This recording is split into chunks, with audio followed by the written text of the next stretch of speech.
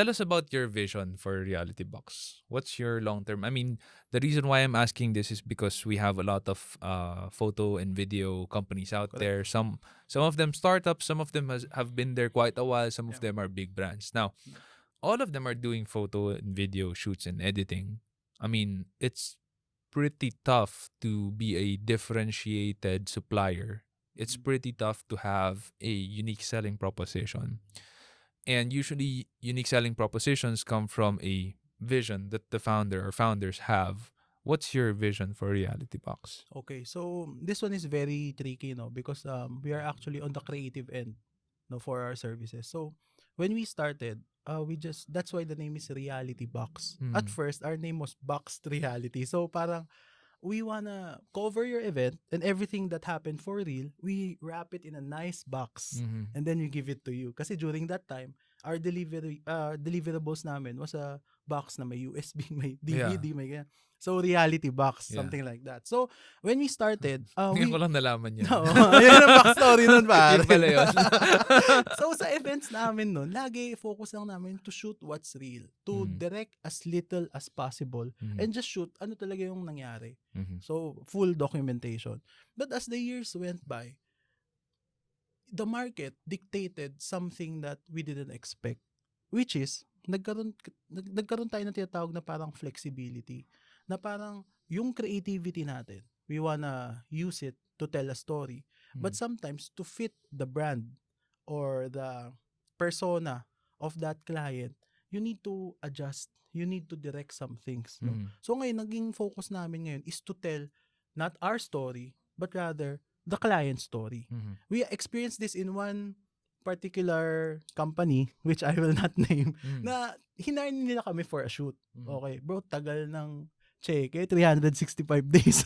1 year Grabe, ang after tagal kami nun, nabayaran. Sobrang tagal. Nag-appear kami na appear, sabi namin, first ever. Hindi naman siya first, siguro mga second na Mm. corporate client na malaki yung pangalan. Mm. Pero bro, nung na-shoot namin sila, kami nag-storyboard, kami nag-shoot, kami nag-direct, pati music kami bahala. Wow. Then when the output came out, sabi nila, that's not our brand. Hindi kami yun. So, it's a hard lesson for us na nalaman namin.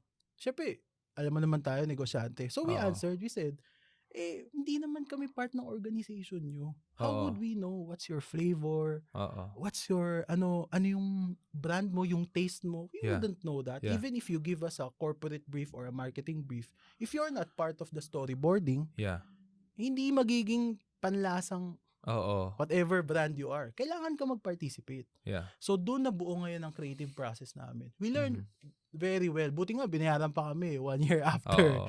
Pero it was a hard lesson. We knew then that from the storyboarding pa lang, dapat nandyan na yung client. Yeah. Most especially if it's corporate. Kasi weddings and baptismas and what, wala namang ganun eh. Oo. You're free to You're be free to creative do whatever you Yeah. want. Pero if your client is corporate, which is yung time na yun, nagta-transition kami, kailangan involved sila. Oo. Mahirap yung hindi.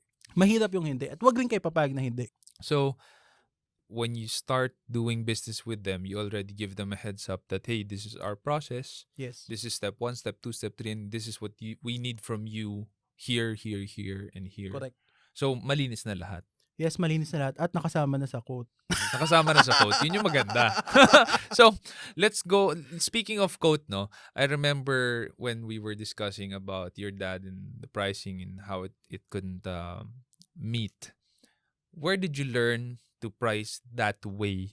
Borrowing your terminology for it, fairly more expensive than your dad. To go there, my dad got me for an SDE service which he does not provide. So sabi niya, son, help me here. So I was able to successfully do the SDE and then we played it during the reception. This was a mainland Chinese na wedding. Okay. So ang tagal ng time. We finished lunchtime, dinner pa yung reception, ang haba ng time. I can do it. So I finished it, nag-play. During that time, yung video kasi high 8. So tape pa yun na nagro-roll. Yeah. So when we showed it, this is what the client said. Hari, ang ikli. I paid additional 15K. 15K lang yung charge for the additional service niya eh. So my dad has a package price, then he added 15K to be able to give that SDE service, which is me. Yeah.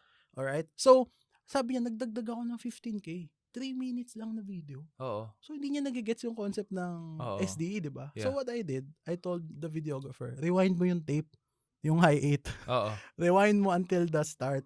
Ikabit natin yung projector sa video cam, then i-playback natin. Oo. So, 30 minutes na, nasa makeup pa rin yung... Kasi hindi edited eh. Oo. Di ba? So, tuloy-tuloy. So, sumuko yung tatay ng bride to. Sabi, Oo. stop mo na. Kanina pa yung makeup na. Oo nga. Grabe. Ang tagal nun.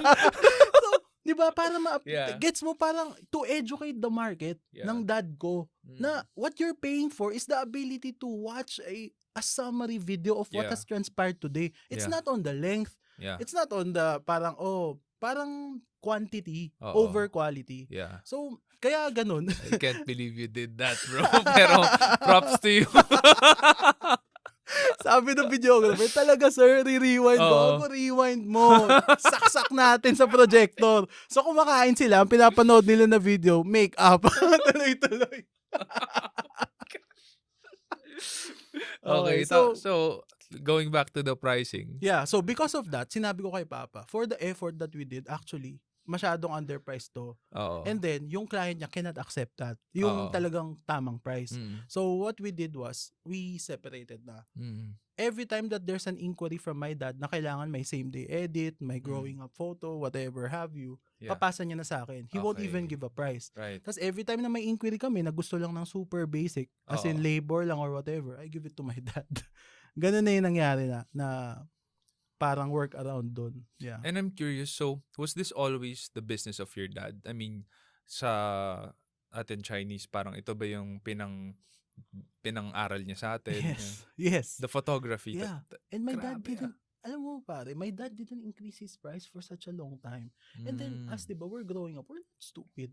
We see the market. Tapos Yeah. nakikita ko actually, some of my dad's clients are actually, pare, taking advantage din. Na parang, tauke tawag sa'yo. Pero Oo. ayaw ka talaga bayaran ng Tama. right price. So, napansin ko, the market is actually not ripe for Yeah. our kind of services. Yeah. I don't know if now they are, but based on the last time that I helped him, kasi recently he needed help. Oo. Parang ayaw pa rin talaga magbayad ng tama o talagang super lowball. The lesson there is if you brand yourself as cheap or affordable, not only will you get business at the beginning, which is good, but if you continue on that way all the way, it's going to be a big con or a big negative to you because your word of mouth would be, oh, see, ganyan, mura yan. Get him because he's cheap. Yes. Because she's cheap. And cheap is not a word you want to describe yourself when you're running a business. Yeah. If you are always cheap, they also think that your output is not that good, which is not really a good thing for you. Yes. And one reason why, at least in SEO Hacker, I can speak for our company that we positioned ourselves premium pricing, but also the best service that you can get in terms of SEO and digital marketing is we really want to give the best. And to give the best, we need the budget for it. Yes. So people and companies who do have the budget for it, they experience huge amount of ROI that we are able to give them through digital inquiries on their website, people who are searching online. And the word of mouth for SEO Hacker is not that they're cheap, but it's that they work. They actually deliver, which is good. Now, there would be some people who would say, SEO Hacker, huwag niyo kunin yan, mahal yan eh. Then that's fine. Kasi hindi naman namin market yun eh. But that way, I also preserve our manpower who are the elite people doing digital marketing here in the Philippines. I reserve them for the companies and people who can pay, which is still a win for me. Yeah. So for some of you listening here and are wondering about pricing, that's how I price. That's how I suggest you price, unless you don't have a vision yet or a unique selling proposition, which Harry and I discussed earlier. You have to have a vision. You have to have a unique selling proposition. If you have that, it's easy for you to position in pricing. And the only way that I am able to charge the way we do charge with SEO Hacker right now is because we already have the positioning, the branding, we have the portfolio, and we deliver 100% of the time.